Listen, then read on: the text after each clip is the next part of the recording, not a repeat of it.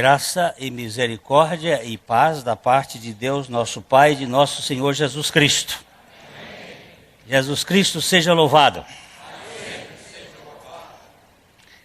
Que nós vivamos para o louvor da sua glória.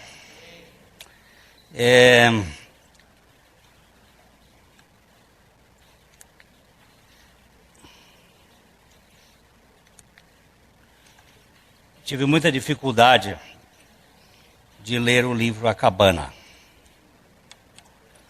Levei mais de 6 meses com o livro na minha cabeceira. Pegava, lia um pedaço, guardava, tornava a pegar, lia outro pedaço, guardava. Não conseguia ruminar as ideias que William Paul Jung queria colocar naquele livro sobre Deus Pai, Deus Filho e Deus Espírito Santo. Meus preconceitos são extremamente grandes. Eu tenho uma formação religiosa de tradição. Meu avô já foi batista lá do passado. Então eu tinha uma formação religiosa. Eu não conhecia o Evangelho.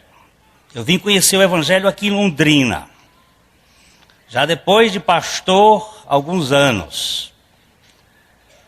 Conhecia o engessamento da religião. E a desconstrução desse processo não tem sido fácil.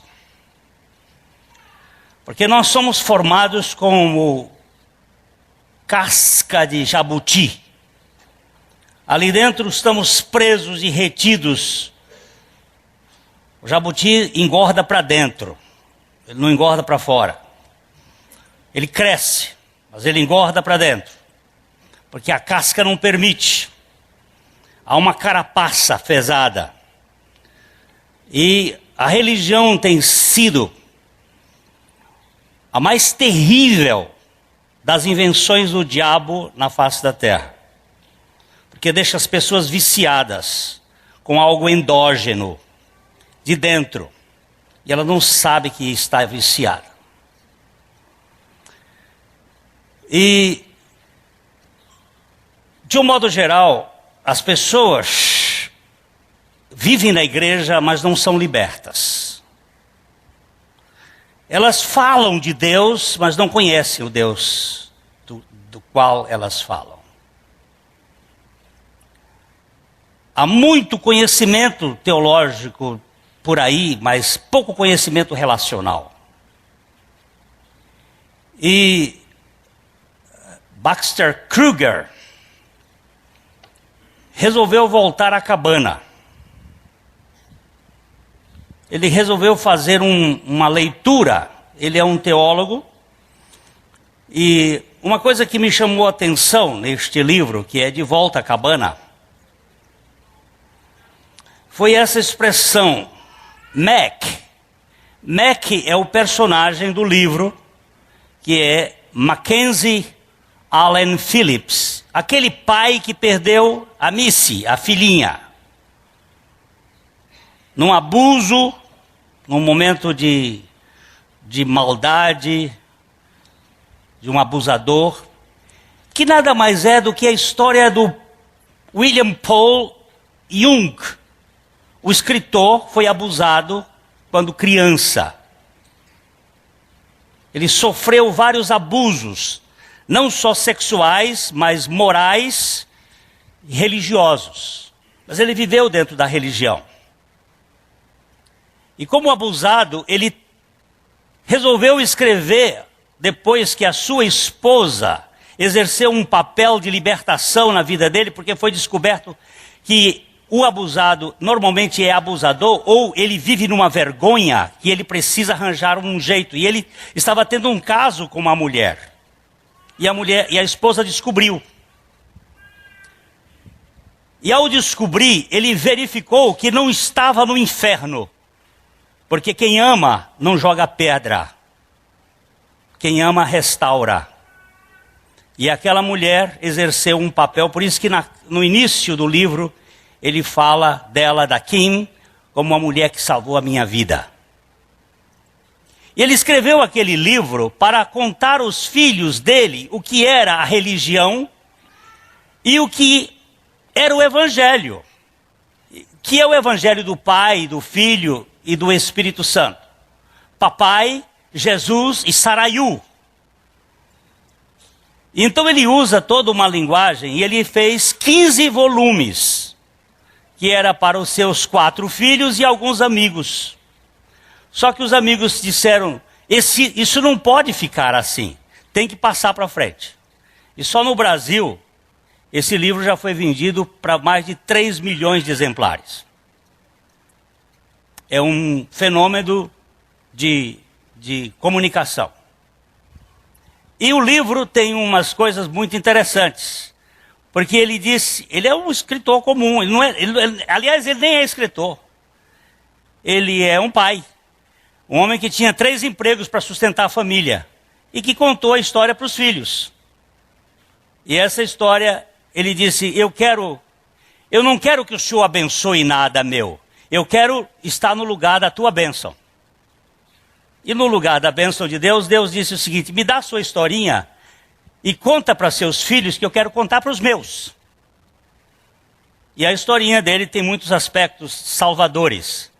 E Mac, que é o Mackenzie, não encontrou auxílio efetivo nessa religião que nós conhecemos, seja ela batista, presbiteriana, metodista, católica, espírita, budista, confucionista, esse sistema que o homem criou para aprisionar pessoas.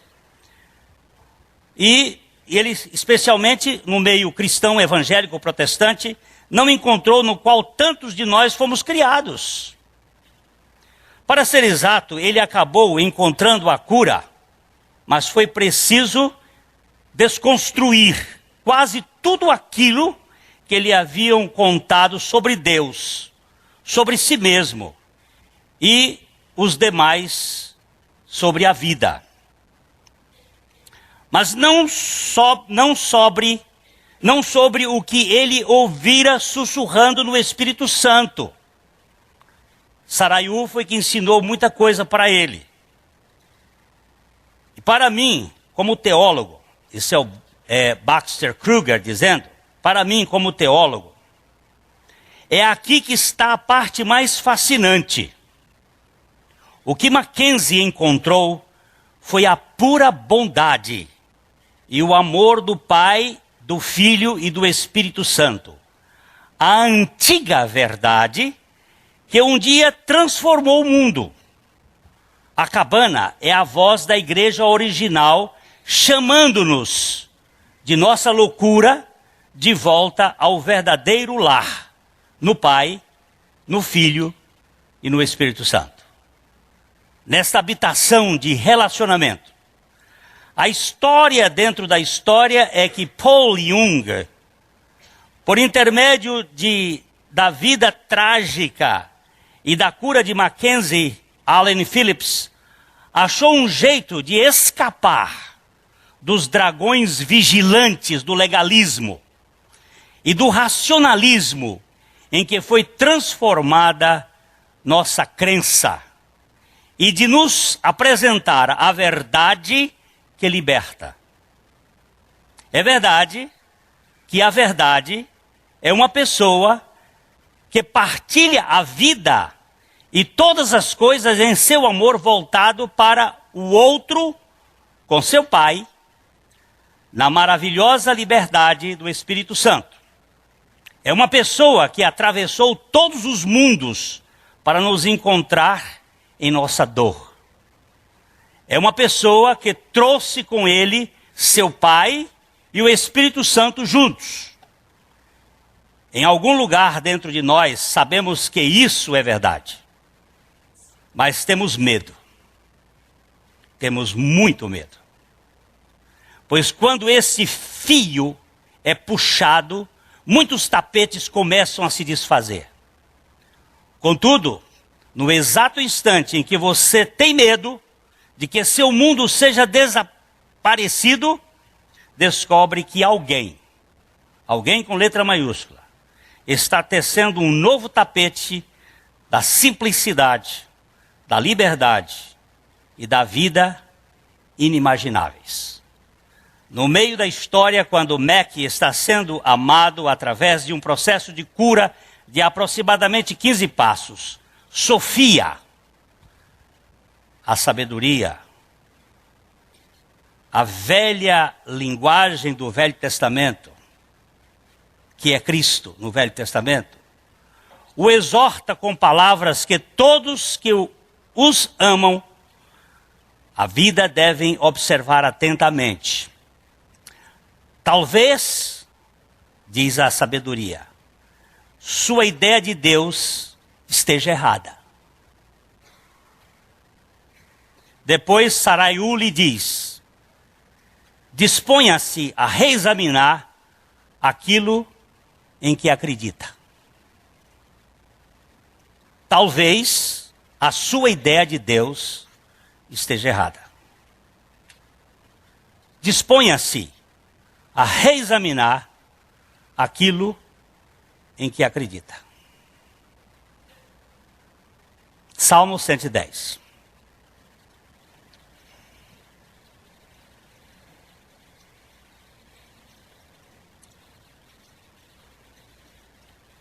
Salmo 110, 1. Nós estamos caminhando em cima deste salmo que precisamos reexaminar o Deus. Que Deus é o seu Deus? É o Deus de Jesus? Ou é o Deus da tradição das religiões? Qual é o Deus que você conhece?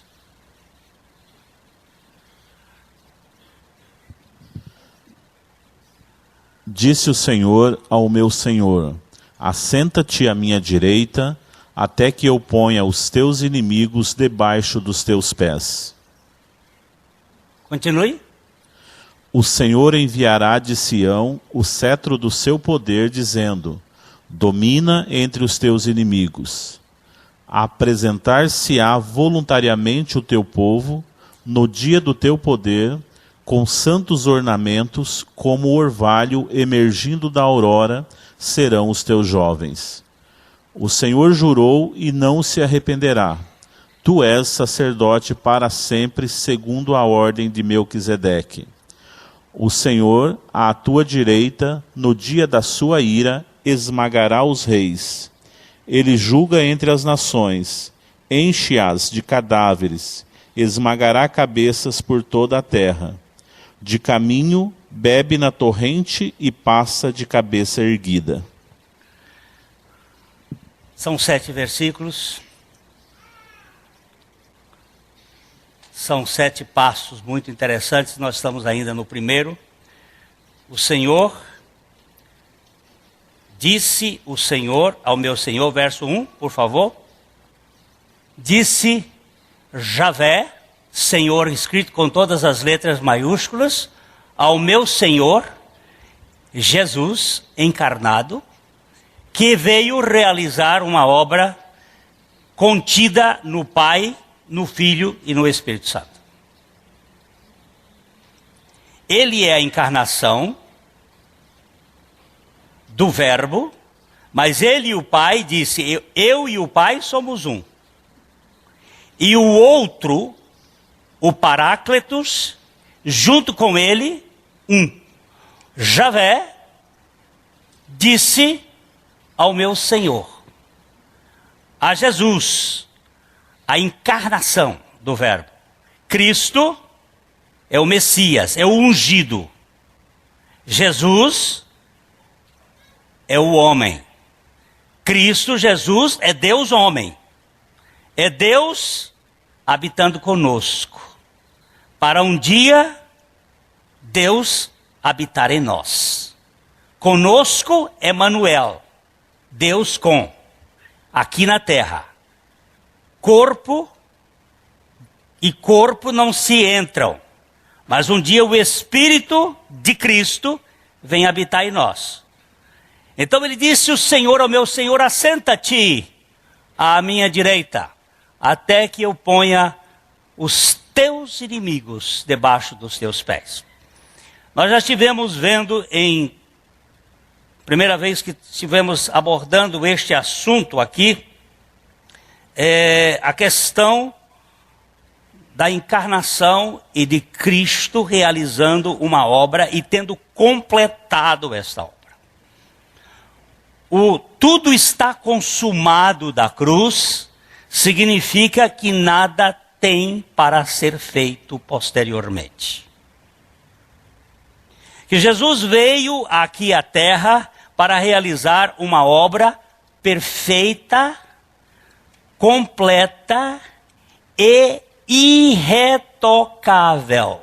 Não tem o que mais fazer. Não existe possibilidade de nós aperfeiçoarmos qualquer coisa daquilo que Cristo fez. Ele é totalmente suficiente, totalmente eficiente e totalmente eficaz. Nós temos muitos remédios que são eficientes, mas não são eficazes para certas doenças. Jesus não só é suficiente, é eficiente e é eficaz para toda a nossa salvação, para toda a nossa santificação e para toda a nossa glorificação. Ele é tudo. Não existe possibilidade de você fazer absolutamente nada para melhorar a sua performance diante da salvação. Aliás, a única coisa que você pode fazer é estragar. A única coisa que você pode fazer é dificultar mais o seu descanso. Então, nós temos que entender que este assentar-se implica na consumação da obra. Que no velho pacto não havia cadeira no tabernáculo, no templo, e que Jesus está assentado. O que significa que tudo está completo. Então agora estamos retornando e vamos voltar para o capítulo 8, versos 1 e 2 de Hebreus.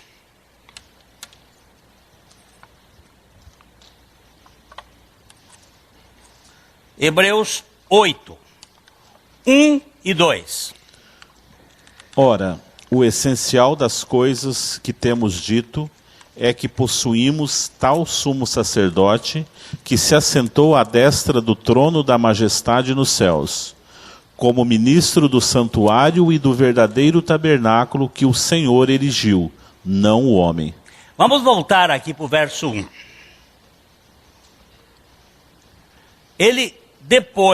O escritor de Hebreus.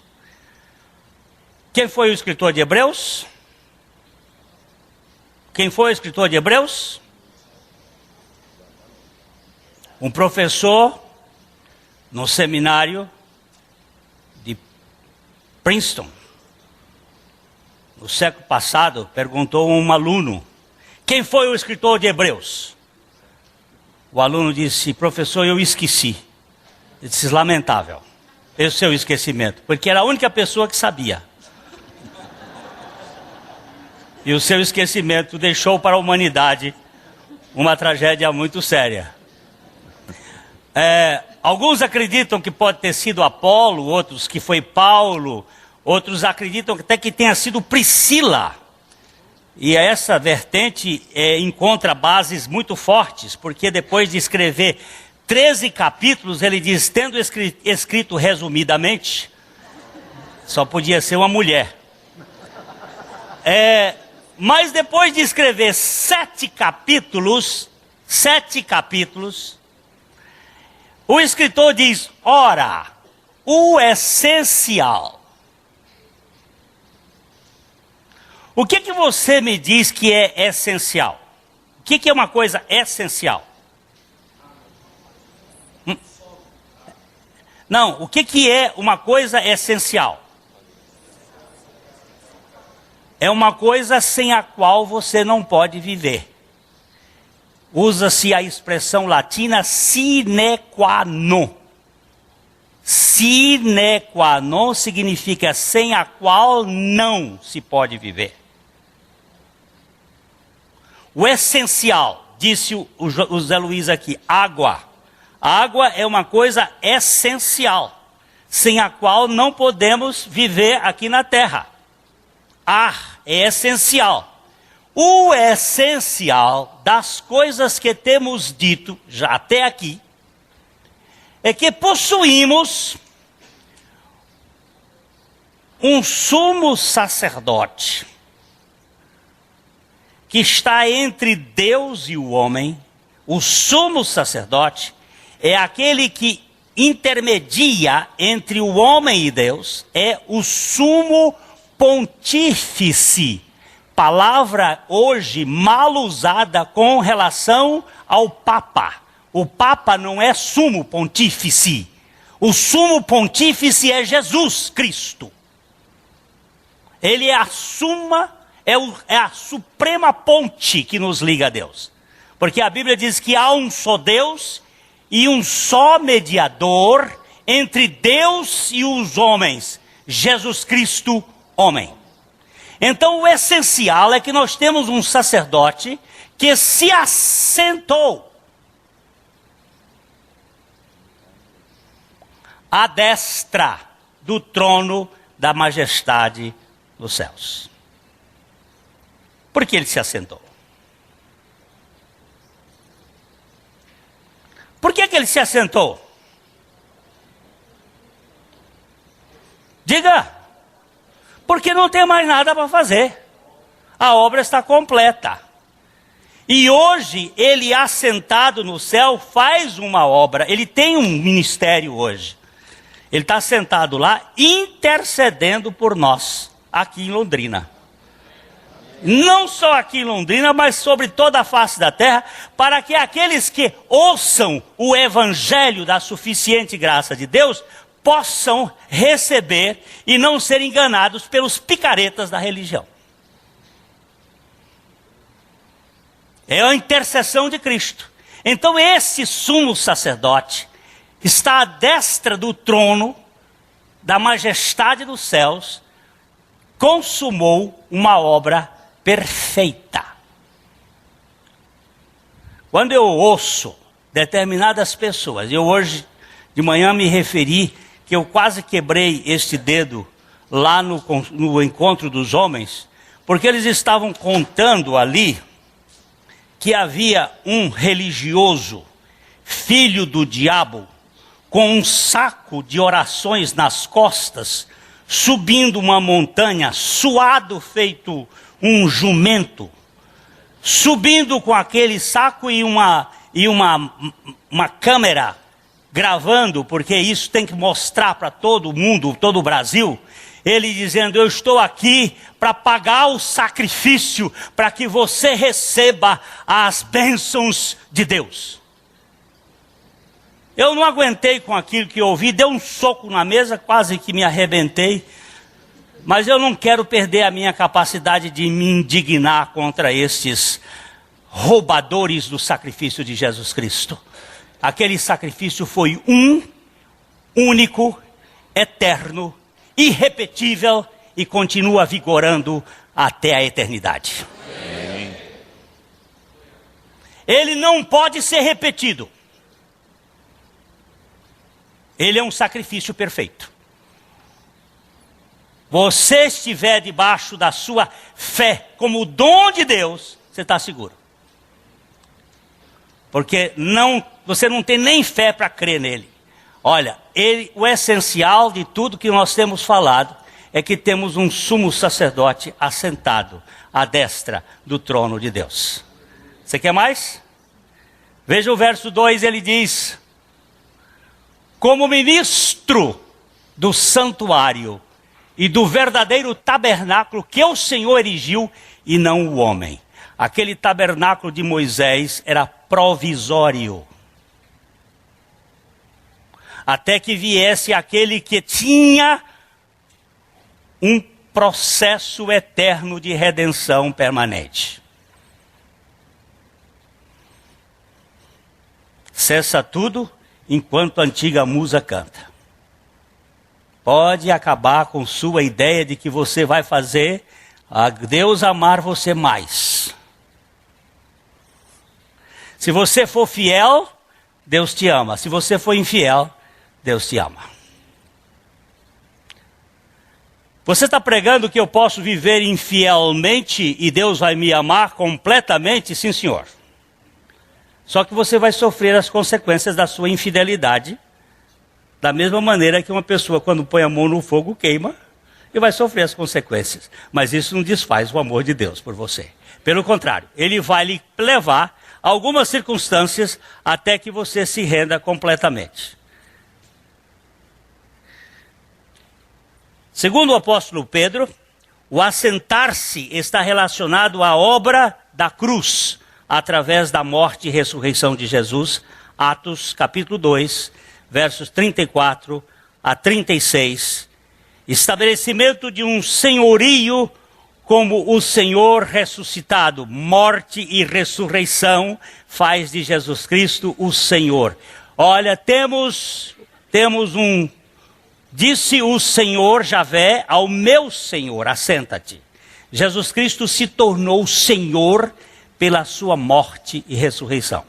Atos, capítulo 2, 34 a 36. Porque Davi não subiu aos céus, mas ele mesmo declara: disse o Senhor ao meu Senhor, assenta-te à minha direita, até que eu ponha os teus inimigos por estrado dos teus pés. Esteja absolutamente certa, pois toda a casa de Israel, de que a este Jesus que vós crucificastes, Deus o fez Senhor e Cristo. A vida cristã do Evangelho de Jesus Cristo está fundamentada em dois pilares: morte e ressurreição. Morte e ressurreição de Cristo. Morte e ressurreição com Cristo. A morte de Cristo tinha como finalidade levar a minha morte com Cristo. A ressurreição de Cristo tinha como finalidade levar a minha ressurreição em Cristo. Isso é a súmula do Evangelho. Vamos voltar para o verso. Porque Davi não subiu aos céus, mas ele mesmo declara, disse, aqui quando aparece Senhor ao meu Senhor, aqui é grego. Aquele outro é citação do grego. Por isso no grego não tem essa expressão. Disse Kyrios ao meu Kyrios. Tanto faz Senhor Javé como Senhor Jesus, é a mesma expressão. No hebraico não. É Javé, o Senhor, e Adonai. Disse o Senhor ao meu Senhor: assenta-te à minha direita, até que eu ponha os teus inimigos por estrado dos teus pés. Quem está dizendo isso é o Pai.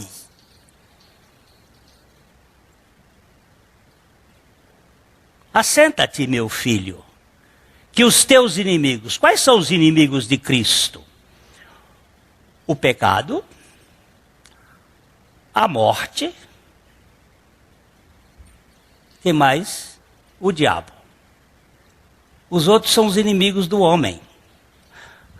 O mundo, a carne, o ego são os nossos inimigos. Os inimigos de Cristo, Ele já colocou debaixo dos seus pés, estão sendo vencidos. O último a ser destruído, vencido já foi, é a morte.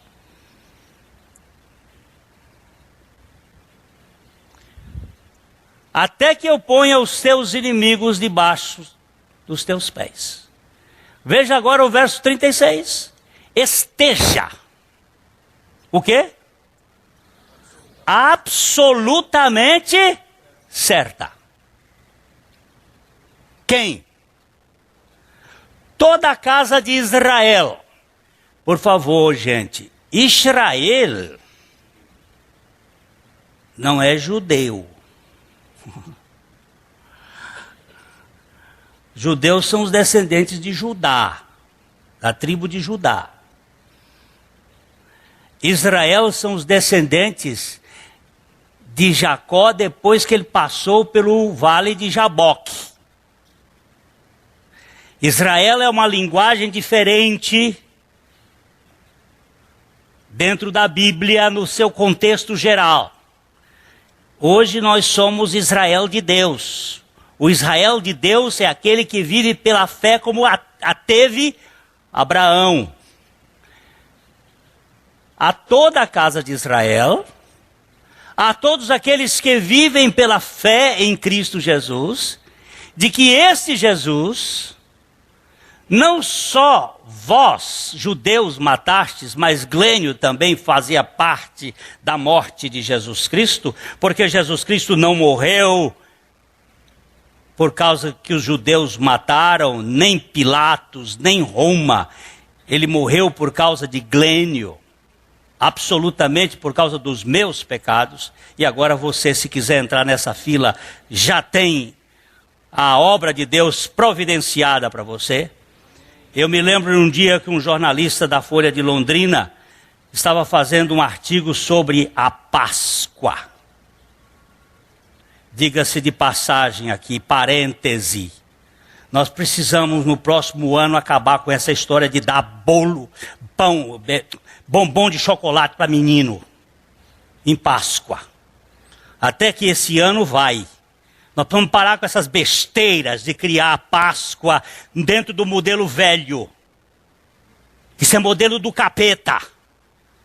De ovo de Páscoa e de chocolate que faz mal à saúde.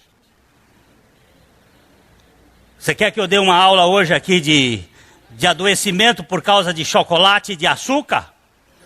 O professor, meu guru está ali sentado, professor Junô. Nós vamos começar a mexer com esse povo aqui. E agora eu já me perdi.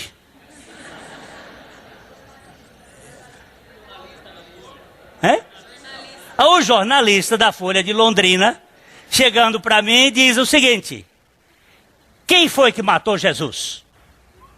Os judeus ou Roma? Digo, nem judeu nem Roma. Quem matou Jesus foi Deus. Como assim? Eu disse, foi o Pai que enviou ele para se morrer. Aquela morte não era dele, aquela morte era sua e minha. Ele morreu uma morte que não era dele. Ele não tinha pecado. Você e eu é que somos os pecadores. Ele disse, eu nunca tinha ouvido falar nisso. Onde é que o senhor aprendeu isso? Eu digo, na Bíblia. Vamos ver. E fomos ali, olhando. Isso está contado num dos livros que eu escrevi. Esteja absolutamente certa, toda a casa de Israel, que esse Jesus que vós crucificastes, Deus Pai, o fez Senhor e Cristo. Esse é o Messias. Vamos voltar aqui a um conhecimento básico. Cristo é o Deus antes da encarnação. É o Filho. Elohim é o nome plural que tem o Pai, El Shaddai, que tem o Filho, Yahvé, e que tem o Espírito, El Elyon, o Ruach Elyon, o Deus Espírito do Deus Altíssimo. A Trindade. Agora, Jesus Cristo, Jesus é o homem. Cristo é o Cristo. Cristo Jesus é Deus humano, Deus em carne. Jesus Cristo é o homem ressuscitado como Deus. Cristo Jesus é Deus encarnado. Jesus Cristo é o homem exaltado na posição de Deus. Lá nos céus, no terceiro céu, no céu dos céus, nós não temos mais na Trindade uma figura sem carne e osso. A figura que está lá no céu hoje, eternamente, amém, é um homem. O segundo elemento da Trindade, eterno, é um homem de carne e osso, sem sangue. Jesus Cristo, o Senhor, realizou uma obra completa. E eu agora posso descansar nessa obra feita por Ele. Eu dei graças a Deus quando eu cheguei ali na nossa livraria, que vi os 6 livros do Macintosh. Estou esperando que vocês agora, já encontrei um irmão dizendo assim, estou lendo os livros do Macintosh. Que coisa maravilhosa. Fazer um curso de teologia. São 6 volumes. C.H. Macintosh. Ele nasceu em 1820 e morreu em 1898. Portanto, um menino. Escreveu vários livros, e estes 6 livros do Velho Testamento, do Pentateuco, Penta é 5, mas ele escreveu 6, porque Deuteronômio ele escreveu 2 volumes. Está aí. Quem quiser conhecer Jesus no Velho Testamento, leia Macintosh. Leva 3 anos lendo, devagarzinho. Faça um curso de teologia em casa, sem precisar pagar mensalidade. Depois que você estudar Macintosh, você está formado em teologia do Velho Testamento. E aí o professor fica sem serviço. Mas ele vai lhe ajudar a fazer a análise. Nós temos esse sumo sacerdote, que é Cristo Jesus, que realizou uma obra perfeita, que agora está sentado e que não deixa para você nada para fazer. Ele fez tudo. Dá para descansar. Ok. Somente no Filho, o Filho de Deus, em toda a história da redenção, é dito de modo muito claro, assenta-te à direita.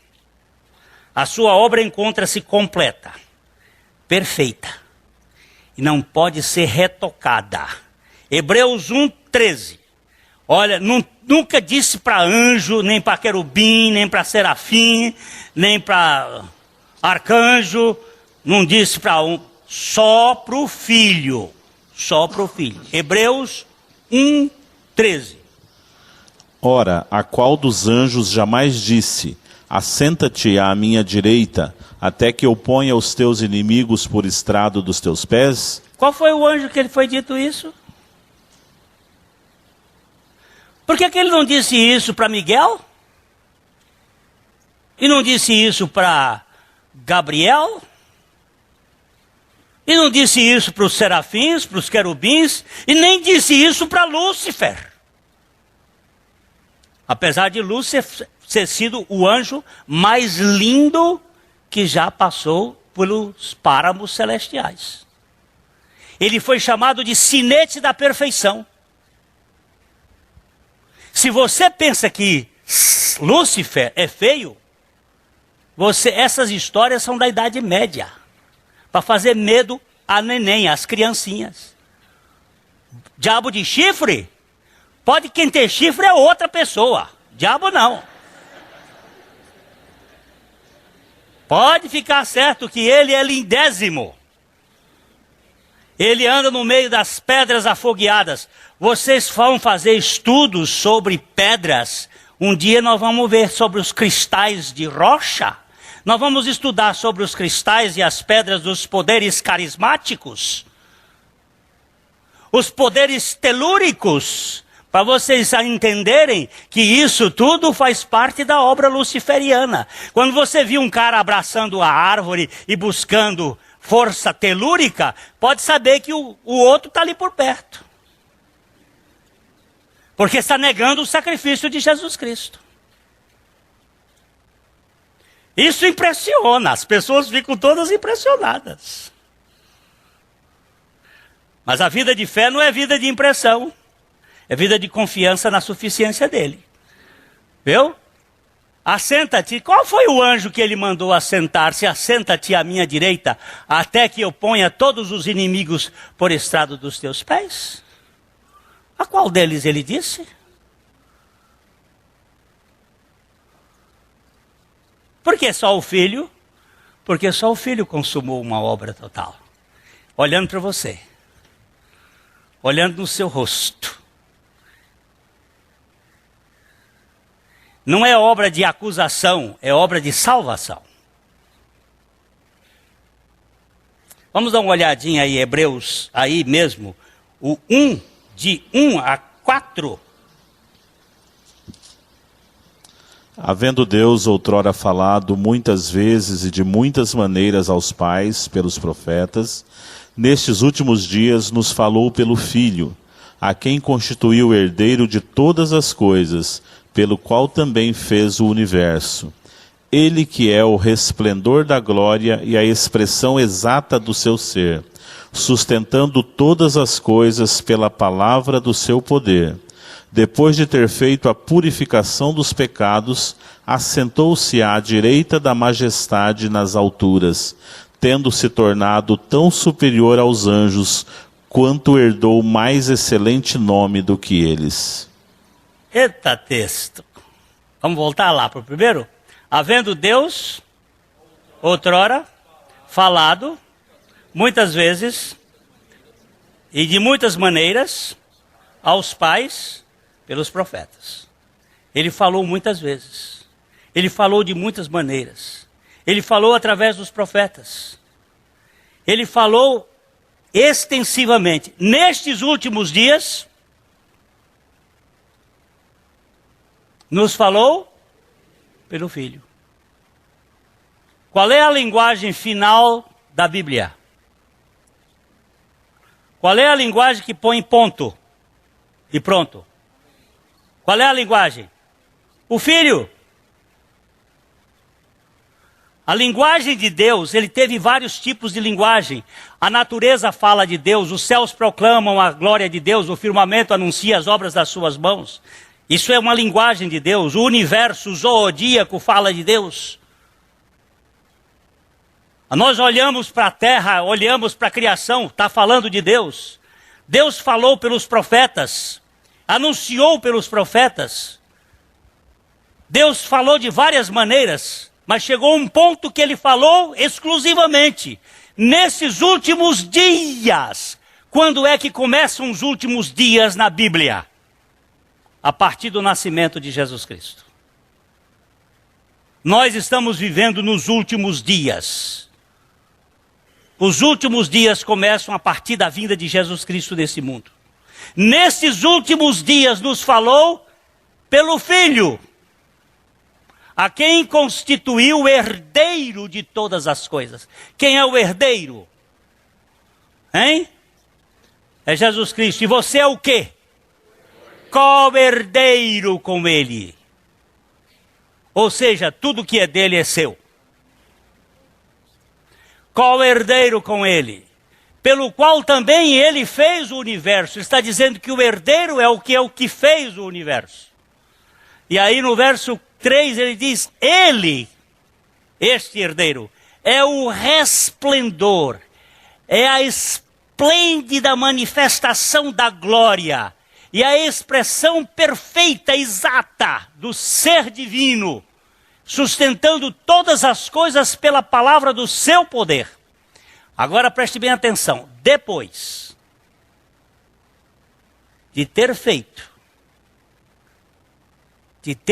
de uma vez para sempre a purificação dos pecados, assentou-se à direita da majestade nas alturas. Só pode se assentar quem terminou a obra. Ele está sentado à direita do Pai, na majestade. Por que ele está sentado? Porque ele realizou uma tão grande salvação. Por isso que o escritor aos Hebreus vai dizer assim, como escaparemos nós se negligenciarmos essa tão grande salvação? Está sentado.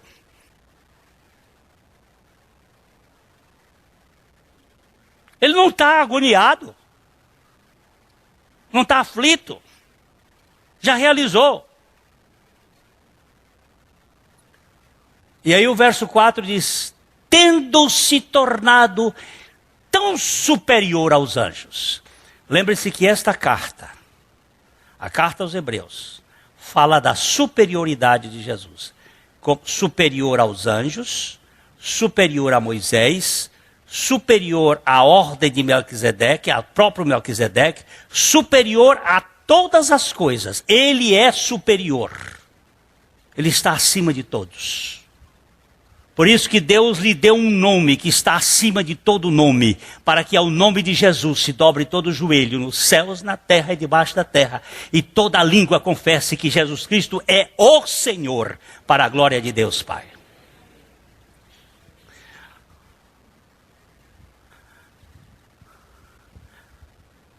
Alguns anos atrás, lá no Canadá, eu vi essas coisas de carro, como é que se chama? Esses colantes de carro, adesivo, que dizia assim, era todos esses adesivos que apareceram na mesma época, lá pelos anos 90 no mundo, eles tinham assim: Buddha is Lord. Buda é Senhor. Aí, no outro lugar, aparecia assim: Jesus is Lord. Jesus é Senhor. E lá no Canadá eu vi assim: Lutzi is the Lord. Lutzi é a forma latina de Lúcifer. Is the Lord, o Senhor. Ele quer usurpar esse título de Cristo. Mas quem é o Senhor é aquele que venceu o pecado, a morte e o diabo na cruz. Esse é Jesus is the Lord. Esse é o Senhor. Não é essa turminha que quer botar nesses que não venceram nada, o título que pertence a Ele. Então a Ele está acima, excelente. Um nome acima de todo nome. Mais excelente nome do que eles. Não tem um outro nome que o nome de Jesus. Temos muitas histórias. Billy Graham conta que uma senhora estava com a filhinha naquela tipóia, aqui que eles usam lá no Tibete, catando arroz na barranca do morro. E ela acostando ali, de repente ela olha em cima na pedra uma tigresa e 2 tigrinhos. E a tigresa lambendo os beiços. Estava acabando de fazer uma oração. Graças te dou por esse alimento, Pai. Ela olhou para a mulher, e a mulher olhou para a tigresa que estava ali, a uns 10 metros dela, com os 2 filhotes, e ela não tinha o que fazer. Ela não podia virar as costas que o neném estava aqui. Ela olhou para a tigresa e disse: Jesus. Billy Graham diz em Jesus. Sem dúvida ela disse na língua dela: Jesus. E a tigresa virou-se e entrou na mata. Você diz coincidência? Coincidência é para o estúpido, para o incrédulo. Aqui nessa igreja tem um homem que é alucinado por velocidade. Ele não anda a menos de 180, 200. Agora acho que está velho o suficiente para não fazer mais essas loucuras. Mas ele vinha com a esposa e de repente o carro deu uma virada, não tinha mais tempo para fazer nada, tinha uma pedra na frente, não tinha freio, e ele disse, Jesus! Caiu do outro lado. Coincidência. Coincidência. Billy Graham conta que um pastor entra numa igreja, numa casa de uma pessoa lá na China. Estava alguém sacrificando uma galinha ao demônio. E aquele pastor, quando entrou, aquele homem entrou naquela casa para pregar o evangelho, a mulher veio com a faca em cima dele para sangrá-lo. Ele disse, Jesus! Ela caiu. Esse é o nome que está acima de todo nome. Até mesmo o incrédulo, quando usa esse nome, ele diz assim, em meu nome expulsarão demônios, farão maravilhas, mas eu nunca conheci, porque o nome dele, até pelo incrédulo, é poderoso. Agora, quanto mais para os filhos. Esse é o nome, querido. É o sumo sacerdote que está sentado, que ama você. Que é apaixonado por você. Que não tem um pecado que ele não tenha vencido. Um irmão me disse assim, Glênio, é certo pedir perdão a Jesus pelos pecados? Eu disse, não. Não é certo. Você pode confessar, porque perdoado você já está. Confessar é diferente de pedir perdão por uma coisa que já lhe deu. Confessar e dizer, Senhor, isso é pecado. Isso aqui que o Senhor disse é o pecado que eu cometi. Ele disse, mas você já está perdoado. Ali na cruz eu carreguei todos os seus pecados. Esse pedir perdão é incredulidade, nossa. Que coisa mais linda, não é? Pai. Vamos dar uma olhadinha.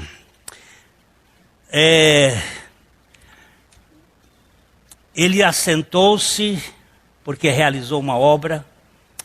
Depois os eleitos de Cristo, isto é, eleitos nele, uma vez que ele é o único eleito desde a fundação do mundo, tendo pela graça nele crido, todos estes também foram atraídos a ele, incluídos no seu sacrifício.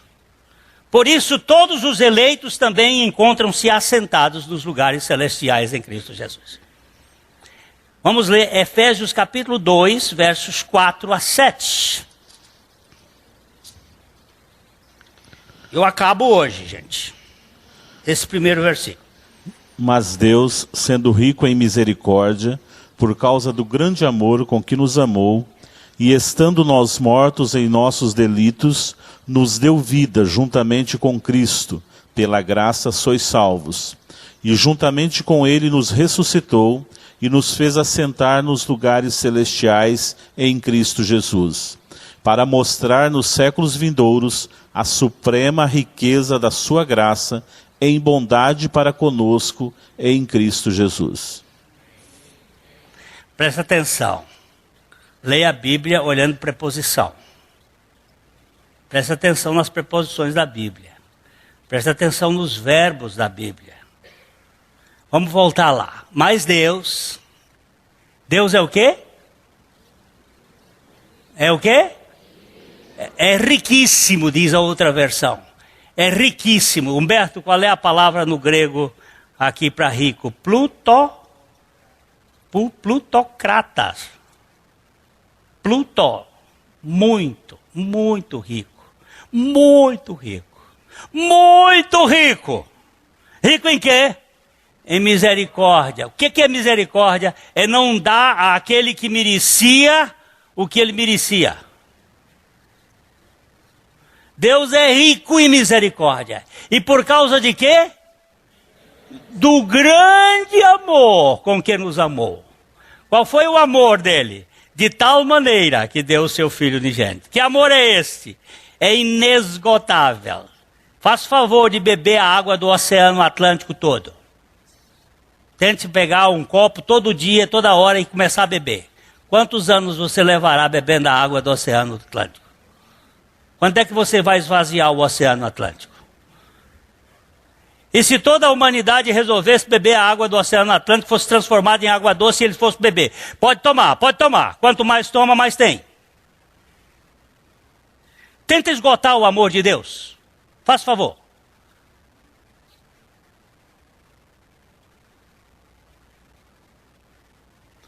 Esse grande amor com que nos amou. E estando nós mortos nos nossos delitos, na nossa delinquência, nos nossos pecados, Ele nos deu vida juntamente com. Olha bem atenção à expressão. Com Cristo. Eu fui crucificado com Cristo. Eu ganhei vida juntamente com Cristo. Pela graça sois salvos. Não entrou mérito. E juntamente com Ele nos ressuscitou e nos fez assentar nos lugares celestiais em. Dá para ver? Em.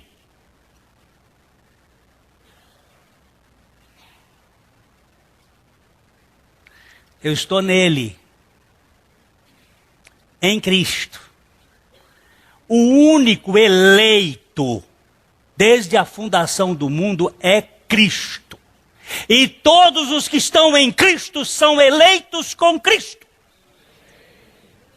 O único eleito. Aí, se vocês quiserem estudar essa teologia, vão estudar Barth, a dogmática de Barth, que ele vai explicar para vocês. O eleito nos fez eleitos nele. Quem está em Cristo é eleito. Quem não está em Cristo é queijo. Não é eleito. Para mostrar nos séculos vindouros, o que ele vai mostrar a quem? Aos principados, às potestades, aos demônios e aos incrédulos no século vindouro, a suprema riqueza de quê? Da sua graça em bondade para conosco em Cristo Jesus. Desconstruir religião é um projeto difícil. Desconstruir essa mentalidade de executivos da fé é muito difícil. Praza aos céus que o Espírito de Deus traga luz para que estes cascas de jabuti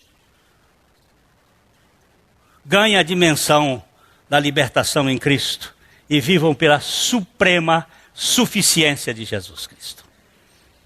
E se essa igreja tivesse fé, era um arrompante de aleluia aqui, mas é uma turma de frouxo. Uma turma de incrédulos que não sabe nem o que é, nem o que é a suficiência de Cristo. Tudo que o Pai tem para os seus eleitos está no eleito que foi consumado lá na cruz. A obra de Cristo completa e final. Nada se pode acrescentar ou subtrair. Ele é tudo em todos, nele reside todo o nosso descanso, assentados nele. Onde é que você está, criatura? Pronto. Você diz assim, não, eu estou aqui na primeira igreja sentado num banco. Esse é o seu estado aqui. Mas o seu estado de fé é assentado nos lugares celestiais em Cristo Jesus. Ah, mas esquentou agora. Conclusão. Aquele que está sentado à direita do trono já realizou uma única. Depois nós vamos estudar isso mais detalhadamente. Única, perfeita, acabada e eterna obra de redenção. Única. Um único sacrifício. Perfeito. Não tem retoques. Acabada. Completa. E eterna. Nada mais precisa ser feito. Por quem quer que seja. Pois esse sacrifício cobre o preço de todos os pecados, em todos os tempos, na vida de todos os que creem. Tem gente que, eu tenho que desfazer essa obra do diabo. Já foi desfeita. Está desfeita. Agora é fé, é crer.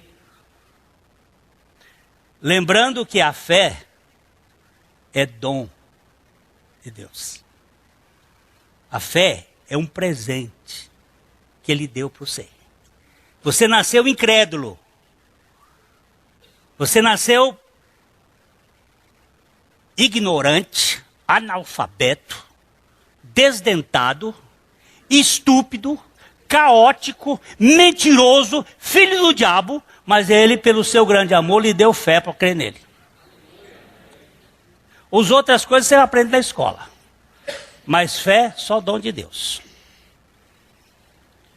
Isso fere, eu sei que tem gente aqui zangado. Mas não me importa que você zangue. Eu estou dizendo aqui, a porta desta igreja está aberta. Nós não vamos fazer negócio com pessoas com humanismo, de ficar alisando gente, não. Viu? Eu não gostei do que você disse. Você não gostou? Vai pastar no outro pasto. Aqui pasta quem pasta na Bíblia. E nós não queremos fazer negócio com pessoas. E nem fazer abuso de gente. Ou você é liberto, ou você vai ficar no cabresto. Eu tenho gente zangada comigo porque eu mudei o tom da pregação.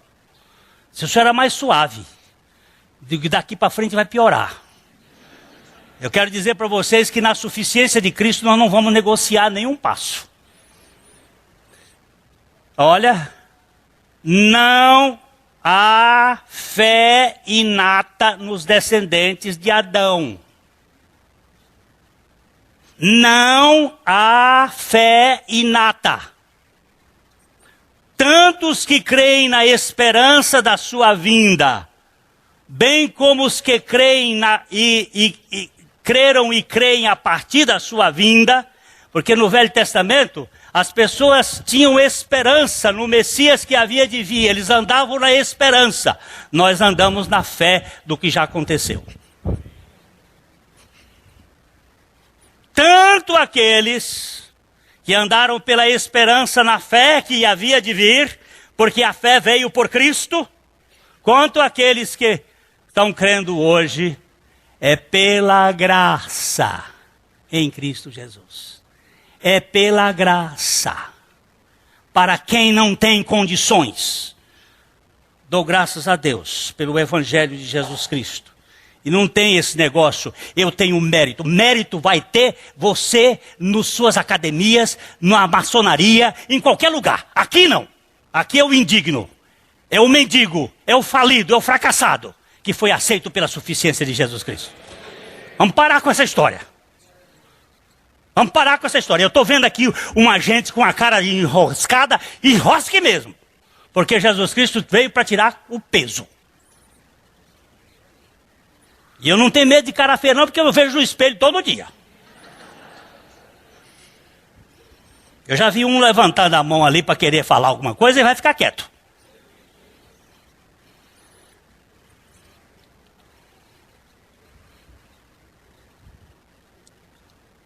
Tanto um quanto o outro. O Cordeiro de Deus que tira o pecado do mundo de todos estão cobertos pela eficácia de sua missão. Missão messiânica. Pela eficácia, pela eficiência dessa obra da cruz. E pela suficiência da sua graça manifestada pessoalmente naquele que crê. E aleluia e amém. A mensagem que você acabou de assistir faz parte do Ministério de Comunicação Palavra da Cruz. Temos um grande acervo de estudos bíblicos em áudio e vídeo. Distribuímos também gratuitamente o jornal mensal Palavra da Cruz. Entre em contato conosco pelo fone fax 0 operadora 43 3322 3037 ou pelo e-mail com@palavradacruz.com.br. Visite-nos também pelo site www.palavradacruz.com.br. Graça e paz.